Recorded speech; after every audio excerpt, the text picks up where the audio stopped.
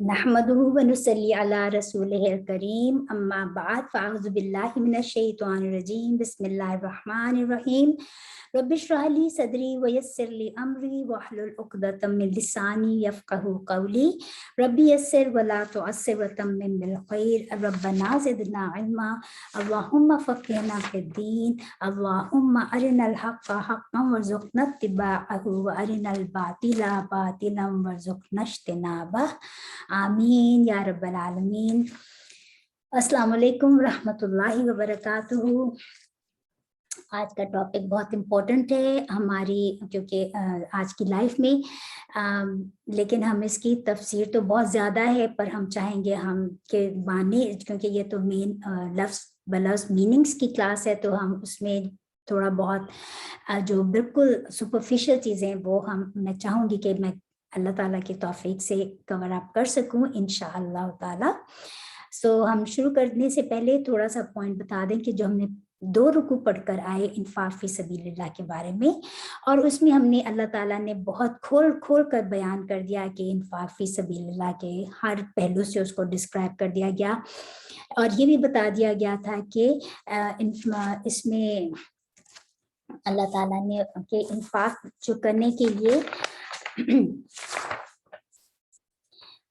कि मतलब कि हम लोग क्या सिर्फ सदक़ात और खैरात ये जो है सिर्फ मुसलमानों को दिया जा सकती है या नॉन मुस्लिम्स को भी दी जा सकती है? तो अहादीस से भी कंफर्म पता चलता है कि जो फ़र्ज़ जो सदका है, यानी कि जो इसको ज़कात कहा गया है, वो एक मुसलमान ही को दिया जाएगा, लेकिन जो नफली सदक़ात और खैरात हैं, चैरिटी, वो किसी भी नॉन मुस्लिम को भी दी जा सकती है, ज़रूरतमंद को देना बल्कि अच्छा अमल है कि किसी की भी ज़रूरत पूरी हो जाए, चाहे वो मुस्लिम हो या नॉन मुस्लिम हो ना। ये पॉइंट क्लियर हो गया। अब दूसरी पॉइंट हमने जो कहा था कि मैंने पिछली दफ़ा कहा था कि अल्लाह ताला ने या रसूल सल्लल्लाहु अलैहि वसल्लम ने सवाली यानी किसी के आगे हाथ फैलाने को पसंद नहीं किया। उसके बारे में 2-3 पॉइंट्स हैं जो अहादीस है, वो मैं आपके साथ शेयर करना चाहूँगी।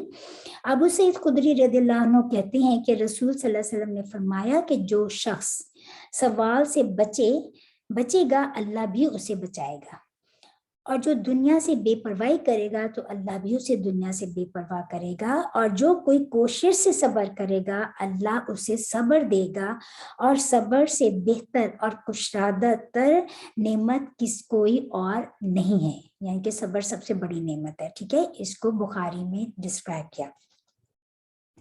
अबू हुरैरा से रिवायत करते हैं कि अनदर हदीस के रसूल सल्लल्लाहु अलैहि वसल्लम ने फरमाया, कसम है उस जात की जिसके हाथ में मेरी जान है, अगर कोई शख्स अपनी रस्सी उठाए और लकड़ी का गट्ठा अपनी पीठ पर लाद कर लाए तो ये उससे बेहतर है कि जाकर वो किसी से सवाल करे और वो उसे दे या ना दे। इसे भी बुखारी ने मेंशन किया है।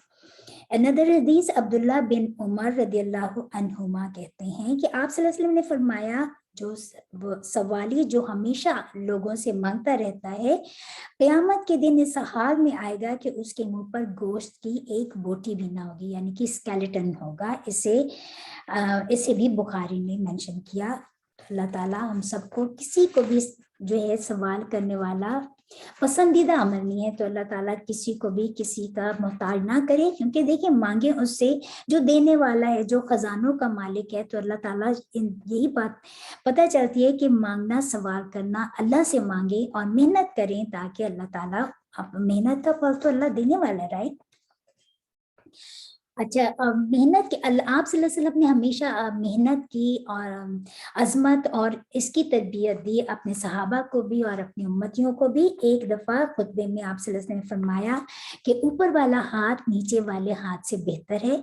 मुराद के ऊपर वाला हाथ देने वाला है और नीचे वाला हाथ मांगने वाला है, तो ऊपर वाला हाथ बेहतर है मांगने वाले से।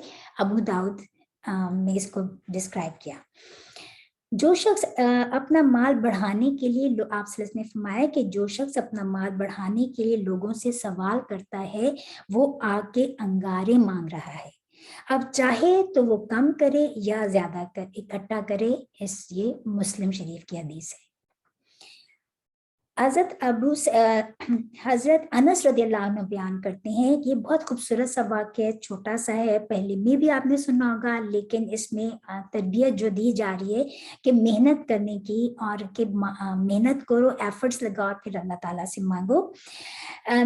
مجھے اچھا لگا تو میں نے کہا میں آپ سے شیئر کروں کہ ایک دفعہ ایک انصاری آپ صلی اللہ علیہ وسلم کے پاس آیا اور اس سوال کیا، یعنی کہ اسے مانگا۔ آپ صلی اللہ علیہ وسلم نے کہا کہ تمہارے گھر میں کیا ہے؟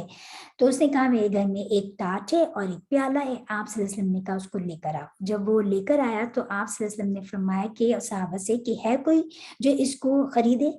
تو آپ اس میں سے ایک شخص نے کہا کہ میں اس کو 1 درہم میں خریدتا ہوں۔ آپ صلی اللہ علیہ وسلم نے فرمایا کہ ہے کوئی جو اس کو دونوں چیزوں کو 1 سے زیادہ درہم میں خریدے؟ اور اس بات کو 2-3 دفعہ دہرایا تو پھر ایک شخص نے کہا میں اس کو 2 درہم میں خریدتا ہوں۔ اس شخص کو پیالہ اور ٹاٹ اس شخص کو دے دیے، اور اسے 2 درہم لے کے اس انصاری کو دیے کہ تم ایک سے اپنے لیے، اپنے گھر والوں کے لیے کھانا لو، اور دوسرے سے کلہاڑی لے کر میرے پاس آؤ کر۔ جب وہ نیکسٹ ڈے آیا آپ صلی اللہ علیہ وسلم کے پاس کلہاڑی لے کے، تو آپ صلی اللہ علیہ وسلم نے اپنے دست مبارک سے اس کلہاڑی کا دستہ ٹھونکا اور کہا کہ تم جنگل میں جاؤ، لکڑی کاٹو اور اس کو یہاں لا کر بیچو، اور میرے پاس 15 دن کے بعد آنا۔ جب وہ گیا اور پھر 15 دن میں اس کے پاس 10 درہم ہو گئے، چند درہموں کا اس نے کھانا اور کپڑا خریدا اور کچھ درہم میں اس نے کپڑا خریدا، اور وہ خوشحال ہو گیا۔ پھر وہ جب آپ صلی اللہ علیہ وسلم کے پاس آیا تو آپ صلی اللہ علیہ وسلم نے فرمایا کہ یہ تیرے لیے اس چیز سے بہتر ہے کہ قیامت کے دن سوال کرنے کی وجہ سے تیرے چہرے پر نشان ہوں۔ اسے نسائی نے بیان کیا۔ تو لیسن کیا ہے کہ اللہ تعالیٰ چاہتے ہیں کہ جو اللہ تعالیٰ نے ہمیں طاقت دی ہے، ہم ہر انسان کو طاقت دی ہے، اس کو ہمت دی ہے، تو محنت کرے، محنت سے کمائے، بجائے اس کے کہ وہ لوگوں سے مانگتا پھرے۔ اچھا، پھر اس میں سیدنا قبیدہ رضی اللہ عنہ، سیدنا قبیصہ بن خارق رضی اللہ عنہ کہتے ہیں کہ آپ صلی اللہ علیہ وسلم نے فرمایا قبیدہ 3 شخصوں کے علاوہ کسی کو سوال کرنا جائز نہیں۔ ایک وہ شخص جو ضامن ہو اور ضمانت دے، اور پھر وہ اس کا اہل نہ ہو تو وہ اپنی ضمانت دے سکے، تو وہ دوسروں سے اتنا مانگے کہ جو ضمانت دینے کے لیے کافی ہو۔ دوسرا وہ شخص کہ جس پر کوئی آفت آ جائے اور اس کا سارا مال تباہ ہو جائے تو وہ مانگ سکتا ہے اتنا کہ وہ اپنے پیروں پر کھڑا ہو سکے۔ اور تیسرا وہ شخص جس کو فاقے کی نوبت آ گئی ہو، اور جس کے بارے میں یہاں تک کہ اس کی قوم کے 3 لوگ گواہی دیں کہ واقعی میں اس شخص کو فاقہ لاحق ہے، تو وہ پھر مانگ سکتا ہے۔ اس کے علاوہ ان 3 شخصوں کے علاوہ کسی اور کو سوال کرنا حرام ہے، اسے مسلم نے بیان کیا۔ تو دیکھیں یہ احادیث سنانے کا مقصد کیا تھا کہ اللہ تعالیٰ کے آگے ہاتھ پھیلانے، تو اللہ سے مانگے، وہی دینے والا ہے، اور محنت کرے۔ سوال کرنا پسندیدہ عمل نہیں، تو اللہ تعالیٰ ہم سب کو، کسی کو بھی کسی کا محتاج نہ کرے۔ چلیے آج ہم دیکھتے ہیں کہ آج کے آیات میں اللہ تعالیٰ ہمیں انفاق کے بارے میں کیا بتاتے ہیں۔ آیت نمبر 274، الذین، وہ لوگ جو ینفقون، خرچ کرتے ہیں، اموال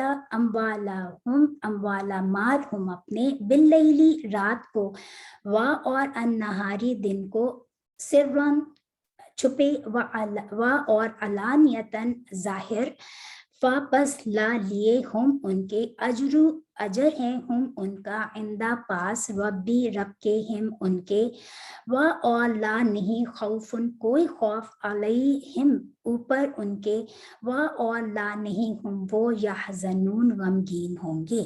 تو یعنی کہ یہاں پر بتا دیا کہ ہم نے پچھلے بھی بتایا تھا کہ اللہ تعالیٰ آپ صلی اللہ علیہ وسلم فرمائے کہ جو اللہ تعالیٰ نے فرمایا کہ جو خرچ کرتے ہیں اپنا مال ظاہر کر کے بھی اور چھپا کے بھی، تو ان کا اجر ان کے رب کے پاس موجود ہے، ان کو نہ کوئی اس دن قیامت کے دن کو خوف ہوگا، اور نہ ہی ان کو کوئی غم لاحق ہوگا۔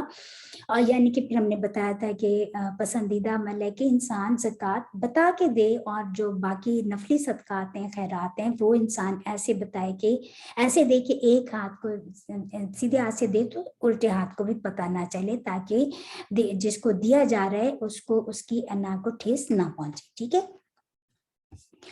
الذین وہ لوگ جو یاکلون کھاتے ہیں ربا، را با واو اس کے روٹ لیٹرز ہیں سود، لا نہیں یقومون وہ کھڑے ہوں گے، اللہ مگر کما جیسا کہ یقوم کھڑا ہوتا ہے الذی وہ شخص کے یتخبطہ خا با تو روٹ لیٹرز ہیں خبتی جو ہم کہتے ہیں باولا خبتی وہ اسی سے ہے کہ باولا کرتا ہے ہو اس کو الشیطان شیطان من سے المس آسیب یا چھونے سے، ذالک یہ بیس بسبب انہم کے اس واسطے کہ وہ قالو کہا انہوں نے انا بے شک ما انما سوائے اس کے کہ نہیں البیع بیچتا ہے یعنی کہ تجارت مثل مانند ربا سود کے، و حالانکہ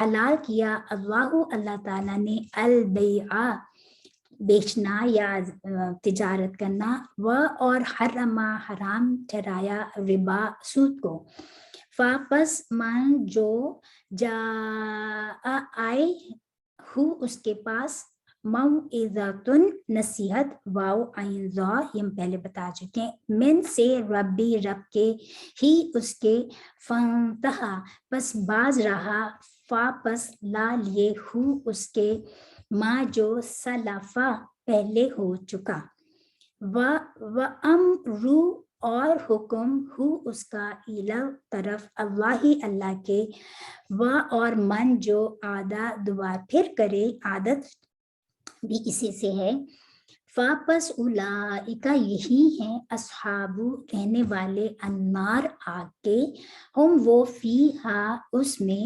خالدون ہمیشہ رہنے والے ہیں. یہاں پر یہ مطلب ربا کے بارے میں بہت زبردست آیت ہے، اور اس میں اور بھی آیات آتی ہیں ربا کے بارے میں. اور ربا کیا ہے؟ ربا جو بھی قرض دیا جائے اور اس سے جو ریٹرن زیادہ وصول کیا جائے کہ اس کو ربا کہتے ہیں. یعنی کہ ربا وہ مال یا وہ قرض جو ساتھ میں نفع لائے وہ ربا ہے. اور ربا کیوں اللہ تعالیٰ نے حرام کیا اور بے کو اللہ تعالیٰ نے حلال کیا؟ اب ربا کو کہہ رہے ہیں اللہ تعالیٰ نے فرمایا کہ جو ربا کھاتے ہیں، جو سود کھاتے ہیں، وہ قیامت کے دن کیسے کھڑے ہوں گے؟ اپنی قبروں سے نکل کے کیسے کھڑے ہوں گے؟ وہ ایسے کھڑے ہوں گے جیسے کسی اس شخص کی طرح کہ جس کو شیطان نے چھو کر جو ہے اس کو باولا کر دیا ہو، دیوانہ کر دیا ہو، خبتی بنا دیا ہو، کہ وہ جیسے وہ نہ سیدھا کھڑا ہو سکتے ہیں، کہ جیسے ایک باولا پاگل خبتی انسان ہوتا ہے. کیونکہ شیطان بھی جنوں میں سے ہے نا، تو جیسے جس کسی کو آسیب کا سایہ ہو جائے تو اس کی حالت کتنی جو ہوتی ہے خبتیوں کی طرح باولت پن لگتا ہے نا کہ وہ اس کو، تو وہی حالت اللہ تعالیٰ نے فرمایا ہے کہ جو سود کھاتے ہیں وہ اس حالت میں اٹھے گا کہ جیسے اس کو شیطان نے چھو کر پاگل کر دیا ہو، خبتی بنا دیا ہو، یا آسیب کا جیسے اس پر سایہ ہو گیا ہو. اگر یہ دیکھا جائے تو یہ قیامت کا منظر ہے. لیکن دنیا میں بھی اگر ہم دیکھیں، جیسے وال اسٹریٹ میں اگر آپ دیکھیں یا جہاں پہ اسٹاک ایکسچینج ہو رہا ہوتا ہے ادھر دیکھیں، تو جب وہ ریٹس اپ اینڈ ڈاؤن ہوتے ہیں تو وہاں پہ جنہوں نے منی لگائی ہوتی ہے، جو ان کا بزنس سود کے بیس پر ہوتا ہے، تو جیسے interest rate come and up and down ہوتا ہے تو ان کی حالت بھی ایسی ہوتی ہے، وہ اسی طرح اچھل کود رہے ہوتے ہیں پریشانی میں. تو یہی وہ کیفیت ہے جو یہاں پر بیان کی گئی ہے. تو سود کھانے والے کو اسی لیے اللہ تعالیٰ نے فرما دیا کہ اس کی حالت اتنی بری ہوگی. اور پھر فرمایا، اور دوسرا کیوں؟ کیونکہ انہوں نے کہا کہ بے شک کہ ایک تجارت حلال ہے، اور نہیں، انہوں نے کہا کہ تجارت اور ربا میں کوئی فرق نہیں، دونوں ایک جیسا ہے. حالانکہ اللہ تعالیٰ نے تجارت کو حلال کیا ہے اور ربا کو حرام. اور جب ان کے پاس کہ جب یہ نصیحت پہنچ گئی کہ اللہ تعالیٰ نے ربا کو حرام کر دیا اور تجارت کو حلال کر دیا ہے، اور اگر وہ باز آ جائے اس چیز سے کہ وہ سود نہ لے، ایکسٹرا منی نہ لے، قرضہ دینے کے بعد ایکسٹرا وصول نہ کرے، تو پھر وہ تو ٹھیک ہے. تو جو اب ان آیات کے آنے سے پہلے جو کچھ ہو چکا, جو وہ سود لے چکا وہ لے چکا. اب اس کا معاملہ وَأَمْرُهُ إِلَى اللَّهِ, وہ اللہ تعالیٰ کی طرف ہے کہ وہ اس کا معاملہ کیا کرے, چاہے تو معاف کرے, یہ اب اللہ تعالیٰ کے اوپر ہے, اللہ نوز بیسٹ. اور پھر فرما دیا لیکن یہ ان آیات, یہ احکامات آنے کے بعد بھی اگر کوئی دوبارہ سود کھائے اور سود کا وہ لے تو پھر یہ لوگ آگ میں رہنے والے ہیں, اور اللہ تعالیٰ نے فرما دیا وہ جہنمی ہے اور اس میں ہمیشہ رہیں گے. تو کیا پتہ چلا کہ اللہ کے احکام آ گیا, اللہ کا حکم آ گیا, اللہ سیٹ کی سود حرام ہے تو سود حرام ہے. اب آپ ہماری عقل اس کو مانے یا ہماری چھوٹی سی عقل اس میں مانے یا نہ مانے, اللہ کا حکم ہے, اللہ نے کہہ دیا so that's it. اب ہم ایک مومن کا اس کے اوپر جرح کرنے کا کوئی جواز ہے ہی نہیں, جو اللہ نے کہہ دیا سو کہہ دیا. اور اس کے بارے میں تقریباً 40 احادیث آتی ہیں سود کے حرام ہونے کے بارے میں. تو اللہ تعالیٰ نے فرمایا جو تمہیں اللہ نے کہہ دیا اور جو تمہیں رسول نے کہہ دیا اسے لے لو, جس چیز جو اس نے تمہیں روک دیا اس سے رک جاؤ. یہ بھی ہم مطلب پڑھتے ہیں. آج کا ہم سسٹم دیکھتے ہیں کہ یہ جو ہے سب سے آپ کو پتہ ہے سود کے بارے میں اور جگہ پہ بھی سورہ آل عمران میں بھی آیات آئیں گی, سورہ النساء میں بھی آیات آئیں گی, یہاں پر بھی سورہ البقرہ میں آئی ہیں اور پھر سورہ نون میں بھی آئیں گی. تو یہاں کا آج کل کا تو سسٹم کیا ہے کہ آج کا سب سے بڑا فتنہ کیا ہے, غیر اللہ کا حکم ماننا, اور وہ کیا ہے اپنے نفس کی پوجا کرنا, اپنے نفس کی بات ماننا. نمبر سیکنڈ جو ہے یہ سائیکولوجیکل جو فتنہ سب سے بڑا وہ کیا ہے, مٹیریلزم, کہ اس مٹیریلسٹک ورلڈ میں ہم رہتے ہیں کہ ہم اسباب کو جو ہے سارا توکل ہم اسباب پہ کرتے ہیں, اسباب دینے والے پہ کوئی توکل نہیں. اور تیسرا بڑا فتنہ کیا ہے کہ برے اعمال اور پھر گناہوں میں انڈلج ہو جانا. اور یہ ان سب کی جو ہے وجوہات, سب کی مین وجہ کیا ہے, دس سودی سسٹم, دس سودی نظام all over the world. اب یہاں پہ کہا جاتا ہے کہ جی اس سے تو بچیں گے. آف کورس آپ سے نے فرمایا کہ ایک زمانہ ایسا آئے گا کہ اگر کچھ بہت اس سے بچنا بھی چاہے گا تو اس کا کم از کم دھواں اس تک ضرور پہنچے گا. میں اپنے الفاظ میں یہ حدیث کا مفہوم بتا رہی ہوں کہ یعنی کہ یہ اتنا زیادہ پوری دنیا میں سودی سسٹم پھیل چکے ہیں. دیکھیں پہلے بھی بنی اسرائیل ور the one, یہود ور the one جنہوں نے یہ سسٹم کو انٹروڈیوس کیا تھا. تو جب آپ صلی اللہ علیہ وسلم کے آنے سے پہلے عرب کلچر میں یہ تھا, سود کا بزنس ہوتا تھا, لوگ قرضہ دیتے تھے اور اس سے زیادہ وصول کرتے تھے, یہی سود تھا نا. لیکن پھر یہ آیات جب نازل ہو گئی تو پھر اس کے بعد ممانعت ہو گئی کہ اب جو ہے کوئی ایسا نہیں کرے گا. اب اگر ہم دیکھیں, ہم چھوٹی سی اگر مطلب بالکل ہم سپرفیشل میں بتانا چاہ رہی ہوں کہ اللہ یہ تجارت اور لوگ جو آج بھی کہتے ہیں کہ تجارت اور بے میں کیا فرق ہے, دونوں تو ایک ہی ہیں. تو ایک مطلب کہ جب اللہ تعالیٰ نے فرما دیا کہ دونوں ایک نہیں ہے, تجارت حلال ہے اور سود حرام ہے. اب دیکھیں کہ اگر موٹے موٹے سے پوائنٹس اگر ہم دیکھیں چھوٹی سی لاجک کے مطابق کہ وائی تجارت حلال, کیونکہ اس میں کیا ہوتا ہے کہ تجارت میں کبھی لاس ہوتے ہیں, کبھی فائدہ بھی ہوتا ہے, پروفٹ بھی ہوتے ہیں, لاس بھی ہوتے ہیں. On the other hand side to side comparison اگر ہم کریں, سود میں فکسڈ پروفٹ ہوتے ہیں, اس میں فائدہ ہی فائدہ, اس میں کوئی جو ہے مطلب کہ نقصان نہیں ہوتا. نمبر سیکنڈ, اس میں جیسے میں نے کہا کہ فکسڈ پروفٹ نہیں ہوتا بزنس میں, اپنا تجارت میں, لیکن سود میں فکسڈ پروفٹ لکھ دیا جاتا ہے کہ اتنا پروفٹ آپ کے پاس بزنس آپ کا چلے یا نہ چلے, ہم قرضہ دے رہے ہیں تو اتنا پروفٹ تو ہمیں, اتنی رقم ہمیں ہر مہینے کیلکولیٹ کر کے ہماری آنی چاہیے, ہمیں ملنی چاہیے, چاہے تمہارا بزنس ٹھپ ہو یا چلے. کتنا بڑا ظلم ہے کہ نہیں ہے. نمبر 3 کہ اس کے بعد another point کیا ہوتا ہے کہ اس میں محنت, وقت, ذہانت لگتی ہے تجارت میں.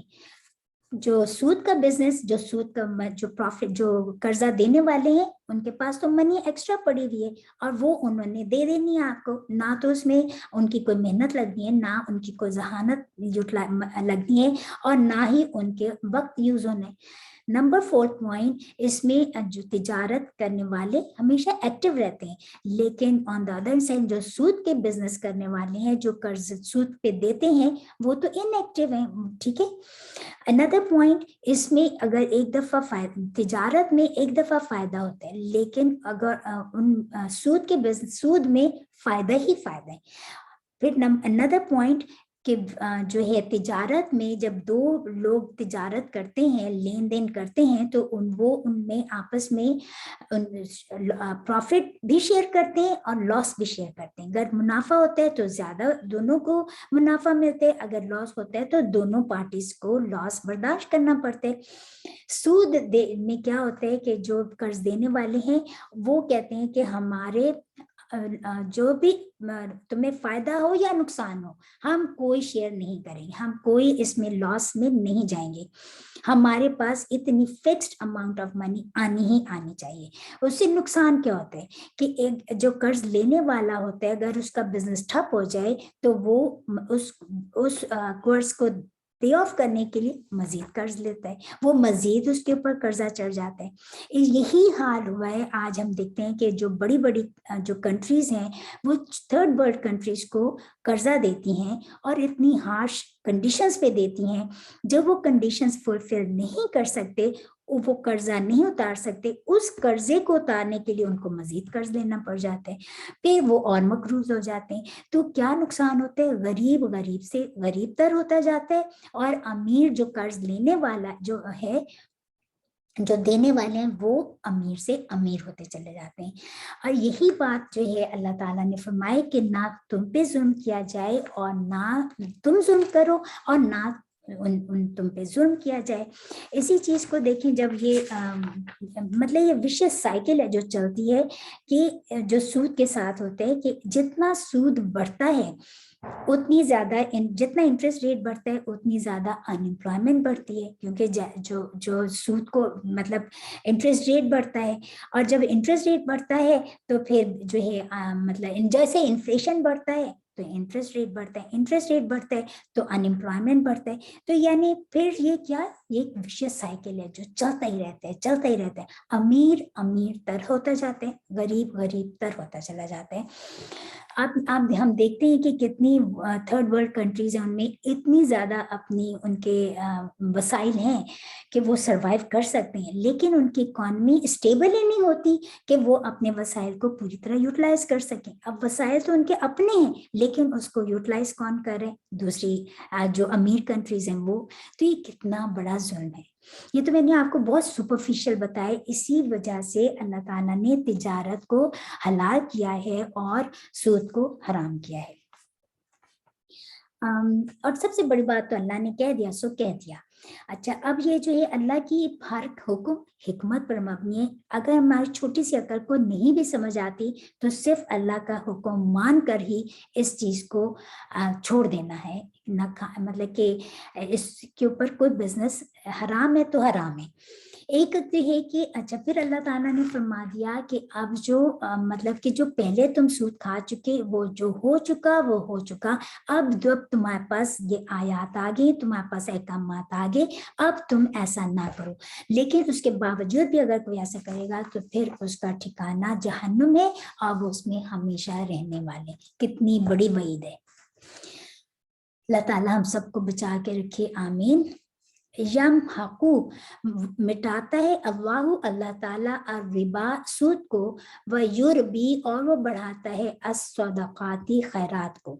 वल्लाहु और अल्लाह ताला ला नहीं युहिब्बु पसंद करता, दोस्त रखता कुल्ला हर कफ़ारिन कुफर करने वाले को, असीम गुनाहगार।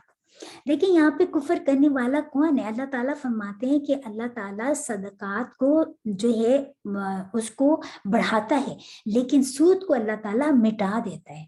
सूद का जो बिजनेस होता है ये इंसान का कभी भी फ्लरिश नहीं करता, लेकिन तिजारत जो तिजारत होती है वो हमेशा फ्लरिश करती है। और सबसे बड़ी बात, अगर उसको दुनिया में रिवॉर्ड नहीं भी मिलता, लेकिन उसका अजर अल्लाह के हाथ दुगना दुगना कितना इकट्ठा होता चला जाता है, राइट। جو اگر صدقہ خیرات کرنے والے جو امیر لوگ ہیں، اللہ ابھی ہم نے پیچھے پڑھ کر آئے نا، جب پوچھا تھا کہ ہم آپ کے کیا خرچ کریں، تو اللہ کے یہ صحابہ نے پوچھا کہ ہم کتنا خرچ کریں، تو کیا ہم نے پڑھ کر آئے؟ اللہ تعالیٰ نے فرمایا جو بھی ضرورت سے زیادہ ہو۔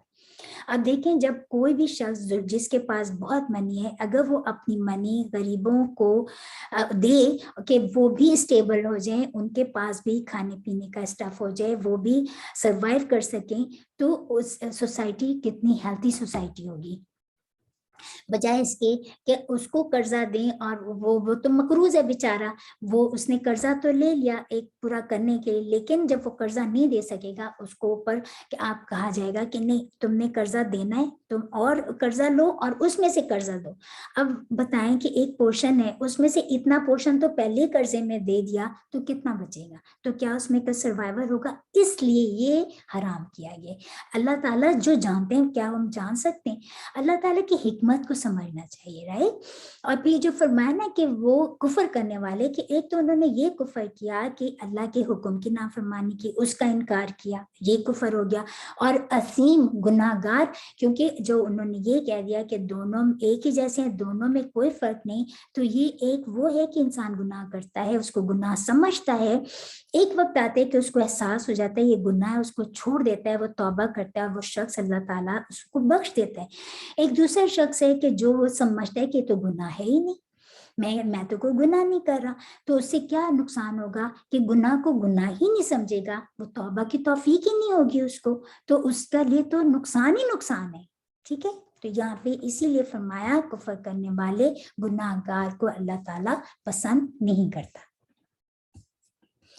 اننا بے شک الذین وہ لوگ جو آمنو ایمان لائے و اور عملو کام کیے صالحاتی اچھے و اقامو اور قائم رکھا الصلاۃ نماز کو و آتوا الزکاۃ اور دیا زکوٰۃ کو لہم ان کے لیے اجر اجر ہے ہم ان کا عندہ پاس ربہم رب کے ہم ان کے و اور لا نہیں خوفن کوئی خوف علیہم ان پر و اور لا نہیں ہم وہ یحزنون غمگین ہوں گے۔ دیکھیے ہم نے کتنی دفعہ یہ پڑھا، یہ اللہ تعالیٰ کا حکم احکام، یہ جو ہے آیت، کہ پھر ایسے جو جن کا اجر اللہ کے پاس موجود ہے ان پر قیامت کے دن نہ کوئی خوف ہوگا اور نہ ہی وہ غمگین ہوں گے، کیوں؟ جو ایمان لائے، اللہ تعالیٰ کے احکامات مان لیے اور انہوں نے نیک عمل کیے۔ اچھے عمل کرنے والے جو ایک دفعہ میں اپنی اس میں مفہوم بتا رہی ہوں کہ صحابہ نے پوچھا اچھے عمل و صالحات کرنے والے کون لوگ ہیں؟ تو آپ صلی اللہ علیہ وسلم نے فرمایا جو عقل استعمال کرتے ہیں، جو عقل سے کام لیتے ہیں، نمبر 1۔ نمبر 2، جو حرام کو چھوڑنے کے لیے چھوڑتے ہیں اللہ تعالیٰ کا تقوی اختیار کرتے ہوئے، یعنی کہ اللہ تعالیٰ سے ڈرتے ہوئے حرام کام کو چھوڑتے ہیں وہ۔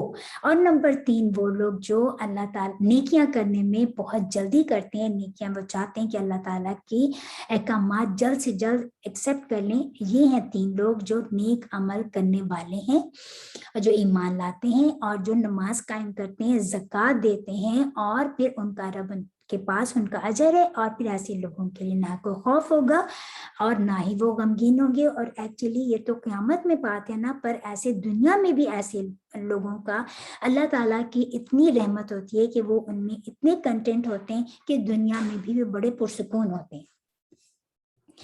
یا ایھا الذین، اے لوگو جو آمنو ایمان لائے ہو، اتقو ڈرو اللہ اللہ سے، و اور ذرو چھوڑ دو ما جو بقیہ باقی رہا ہے، من الربا سود میں سے، ان اگر کنتم ہو تم مؤمنین ایمان والے۔ اب یہ جو ہے آیت، اس میں اللہ تعالیٰ فرما رہے ہیں کہ ایمان والوں کو کہا جا رہا ہے کہ جو اللہ تعالیٰ کا تقوی اختیار رکھتے ہو، تو جو تم نے قرض کسی کو دیا ہے اور اس بیس پہ دیا ہے کہ مجھے واپس زیادہ ملے گا، تو جو اب وہ نہیں مطلب کہ اب اس سود میں اچھا میجی ماں بقیہ جو باقی رہا ہے سود میں سے، اگر تم مومن ہو تو تم اس کو چھوڑ دو، اور باقی جو رہا ہے مطلب کہ جو تم نے سود کہا تھا کہ بھئی مجھے اتنا ایکسٹرا ملے گا، اس کو چھوڑ دو، وہ نہ لو، لیکن جو باقی تم نے قرضہ دیا ہوا ہے وہ تم ان سے پورا واپس لے لو، جو ان قرض تو قرضہ ہے وہ تم واپس لے لو، لیکن سود نہ لو، وہ چھوڑ دو، اگر تم اللہ سے ڈرتے ہو، تقوی اختیار رکھتے ہو، اور اگر تم ایمان والے ہو۔ واپس ان اگر لم نہیں تفعلوا تم کرو، فاذنوا پھر خبردار ہو جاؤ، بھی حربن ساتھ حربن لڑائی کے، جنگ کے، من اللہ اللہ سے، و اور رسولی ہی اس کے رسول سے، و اور ان اگر تم توبہ کر لو، فاپس لکم تمہارے لیے ہے، رؤوسو اصل اموالی مال کم تمہارے، لا تظلمون نہ تم ظلم کرو، ولا اور نہ تظلمون تم ظلم کیے جاؤ۔ یہاں پر اللہ تعالیٰ نے بہت بڑی وعید سنا دی ہے کہ اگر تم جو بھی کرو گے تو بس پھر تم اللہ کے ساتھ، اگر تم نہیں باز آؤ گے سود لینے سے، تو پھر اللہ تعالیٰ کے ساتھ اور اس کے رسول کے ساتھ جنگ کے لیے تیار ہو جاؤ۔ اللہ تعالیٰ نے بہت بڑی وارننگ دے دی ہے، اتنی بڑی وارننگ تو کسی بھی گناہ کے لیے نہیں آئی جو یہاں پر سود کے لیے آئی ہے۔ اور پھر فرمایا کہ اگر تم توبہ کر لو، اور تو پھر اللہ تعالیٰ کی تمہارے اوپر ہے، تم توبہ کر لو گے تو جو تمہارا اصل ہے وہ تم واپس لے، جو تم نے اصل یعنی کہ جو تم نے قرضہ ان سے دیا تھا وہ تم واپس لے لو، یہ تم کر سکتے ہو، نہ تم ظلم کرو اور نہ تم پر ظلم کیا جائے۔ یعنی کہ کیا مطلب کہ ظلم کیا ہے کہ تم قرضہ جو تم نے دیا اس سے زیادہ تم وصول کرو، تو یہ ان پہ ظلم ہوگا، رائٹ، یہ تم پر ظلم ہے نا کہ تمہیں سود منع کیا اور تم لے رہے ہو۔ اور لا تظلمون کے دوسرے کے اوپر نہ ظلم کرو کہ تم ان سے واپس لو جو تم نے ایکسٹرا منی ان سے کہا تھا واپس لینے کا، تو یہ ان کے اوپر ظلم ہے کہ انہوں نے وہ چیز آپ کے کہنے پر مجبوری میں آپ کو کہا کہ ٹھیک ہے ہم اس ایکسٹرا دینے کے لیے تیار ہیں، ہمیں قرض چاہیے، تو یہ ان پہ ظلم ہے۔ تو یہ کتنی بڑی بات ہے کہ اللہ تعالیٰ نے فرما دیا کہ نہ تم ظلم کرو اور نہ تم ظلم کیے جاؤ۔ تو یہ اللہ تعالیٰ نے اتنی بڑی وعید تو کسی بھی گناہ کے لیے اللہ تعالیٰ نے نہیں بتائی جو یہاں پر سود کے لیے آئی ہے۔ اللہ تعالیٰ ہم سب کو اپنے حفظ و امان میں رکھے، اس کی شدت کو محسوس کریں، کیونکہ دیکھیں اللہ تعالیٰ نے ایک ہے کہ گناہ کرنا، اور یہ جو میں نے پہلے بتا دیا، آپ صلی اللہ علیہ وسلم نے فرمایا 7 مہلک گناہ ہیں جو ہلاک کرنے والے ہیں، ان سے بچو، اور ان میں سے ایک سب سے بڑا گناہ شرک ہے، اور ان میں سے ایک سب سے بڑا گناہ کون سے؟ گناہ کبیرہ میں سے سود۔ تو آپ صلی اللہ علیہ وسلم نے فرمایا کہ 4 لوگوں کو اللہ نے لازم کر لیا ہے کہ ان کو جنت میں داخل نہیں کرنا، اور نہ ہی ان کو جنت کی خوشبو پہنچے گی۔ ان میں سے نمبر 1 کون؟ شراب کا عادی، جو شراب کا عادی ہو۔ نمبر 2 سود کھانے والا۔ نمبر 3 ماں باپ کا نافرمان، اور نمبر 4 یتیم کا مال ناحق کھانے والا۔ کتنے بڑے بڑے یہ اللہ تعالیٰ نے فرما دیا ان 4 لوگوں کے لیے کہ ان کے اوپر اللہ تعالیٰ نے جنت کو اپنے پر لازم کر لیا کہ ان کو جنت میں داخل ہی نہیں کرنا، یا ان کو جنت کی خوشبو تک نہ پہنچے گی۔ پہلے تو جنگ بتا دیا کہ کوئی ہے کسی میں استطاعت ہے کہ وہ اللہ کے ساتھ جنگ کر سکے یا رسول کے ساتھ جنگ کر سکے صلی اللہ علیہ وسلم۔ کتنی بڑی وعید ہے یہ، کتنی بڑی وارننگ ہے۔ اور پھر گناہ کبیرہ ہے یہ کہ جو ہے اس میں سے ہلکا نہ سمجھو۔ اللہ تعالیٰ ہمیں اگر ہم سے یہ بات ہوگی تو اللہ تعالیٰ توبہ کرنے کی توفیق عطا فرمائے اور دوبارہ نہ کرنے کی بھی توفیق عطا فرمائے۔ آپ صلی اللہ علیہ وسلم نے فرمایا کہ سود کھانا 36 بار زنا کرنے سے بھی زیادہ بدتر ہے۔ استغفر اللہ۔ آپ صلی اللہ علیہ وسلم نے فرمایا ان گناہوں سے بچو جس سے وہ کبھی بھی معاف نہیں کیے جائیں گے، ان میں سے مال غنیمت کی چوری جو کبھی معاف نہیں کیے جائیں گے، اور دوسرا سود کھانا۔ آپ صلی اللہ علیہ وسلم نے ایک اور میں فرمایا لعنت ہے سود کھانے والے پر، کھلانے والے پر، یعنی کہ اور سود دینے والے پر اور سود لینے والے پر۔ تیسرا وہ جو کانٹریکٹ بناتا ہے، देखिए वो तो सूद नहीं दे रहा ना खा रहे, लेकिन वो कॉन्ट्रैक्ट बना रहे, उस पे भी जो है अल्लाह ताला ने आप सल्लल्लाहु अलैहि वसल्लम ने लानत फरमाई है। तो अल्लाह ताला हमें हक हलाल की कमाने की तौफीक अता फरमाए और इन सब बातों की से हमें बचाए। इन दोनों गवाहों पर भी अल्लाह ताला ने लानत भेजी, जो उन एक तो कॉन्ट्रैक्ट बनाते हैं और फिर जो विटनेस बनते हैं, उन दोनों गवाहों पर भी लानत की। यानी कि 4 लोगों पर लानत है। नंबर 1 सूद लेने वाले, नंबर 2 सूद देने वाले, नंबर 3 कॉन्ट्रैक्ट बनाने वाले, नंबर 4 जो विटनेस बनते हैं उन पर। अल्लाह अकबर। आप सल्लल्लाहु अलैहि वसल्लम ने फरमाया ये सारे बराबर हैं। और फिर फरमाया अल्लाह ताला ने कि रसूल सल्लल्लाहु अलैहि वसल्लम ने फरमाया ये सब बराबर हैं। और फिर अल्लाह ताला यहाँ फरमा रहे हैं कि वो अस्हाबुन नार हैं, वो उसमें हमेशा रहेंगे। तो इसमें जो है जब ये हुक्म पता चल गया तो कोई बंदा कैसे कैसे मतलब हम ना बचें। योर बेस्ट सदाकात के अल्लाह ताला ये ईमान लाने से अल्लाह ताला जो सदका देते हैं, अल्लाह ताला उसको गैब से और बढ़ा देते हैं। और फिर वो कैसे बढ़ती है, और जो सदका ये जो बताया कि सदकात या जो खैरात होती है उसको अल्लाह बढ़ाता है, लेकिन सूद को अल्लाह ताला मिटा देता है। अल्लाह ताला सदका करने वाले के दिल को इत्मीनान और खुशी नसीब करता है। जहाँ सूद होता है वहाँ पर इन्फ्लेशन बढ़ता है, तो हमने बता दिया। सदका देने वाले की उम्र में भी इजाफा होता है, उसके माल में भी इजाफा होता है, उसकी और अल्लाह ताला उसको उसकी हर चीज में बरकत अता फरमाता है। बाज़ दफ़ा लोग हम देखते हैं कि लोग नमाज़ी भी पढ़ते हैं, बड़े मजहबी भी होते हैं, लेकिन सूद के कारोबार को नहीं छोड़ते। हालांकि ये सूद सबसे बड़ा वन ऑफ द बिगेस्ट जो है गुनाह कबीरा में से है। तो हमने पिक एंड चूज नहीं करना। अल्लाह ताला के अहकाम हम पूरे के पूरे, या अल्लाह तो हमें दीन में दाखिल फरमा दे कि हम पूरे के पूरे दीन में आए, कि ये नहीं कि एक पिक कर लिया और एक अपनी मर्जी से चूज कर लिया। अल्लाह ताला हम सब के लिए जिस माहौल में हम रह रहे हैं, अल्लाह ताला हम सब के लिए बहुत आसानियां फरमाए। हिज्जतुल विदा के मौके पर रसूल सल्लल्लाहु अलैहि वसल्लम ने अपने खानदान में सबसे पहले कहा कि मैं अपने खानदान में सबसे पहला हूँ जो सूद को माफ करता हूँ। जो यहाँ पर फरमाया ना कि जो असल है वो ले लो और जो सूद है उसको छोड़ दो। तो आपसे इसने फरमाया था हज्जतुल विदा के मौके पर कि मैं पहला हूँ अपने खानदान में से, कि क्योंकि हजरत अब्बास ने लोगों को, कुछ लोगों को कर्ज दिया हुआ था और ये सूद लेना था, मतलब पहले तो नहीं पता था ना कि हराम है, तो उस पे उन्होंने कहा था कि मेरे खानदान वालों में मैं पहला हूँ कि जो इस चीज को माफ करता हूँ। अल्लाह अकबर। या रब्बल आलमीन हम सब पे अपना रहम फरमाए, आमीन सुम्मा आमीन। अच्छा, फिर अब हम देखते हैं कि आगे क्या अल्लाह ताला फरमा रहे हैं। व इन, और अगर काना हो जू उसरातिन, तंगी वाला, जू वाला होते उसरातिन तंगी, फनाजिरतुन, पस मोहलत दो उसे, इला तक मई सरा फरागत यानी कि उसकी खुशहाल होने तक।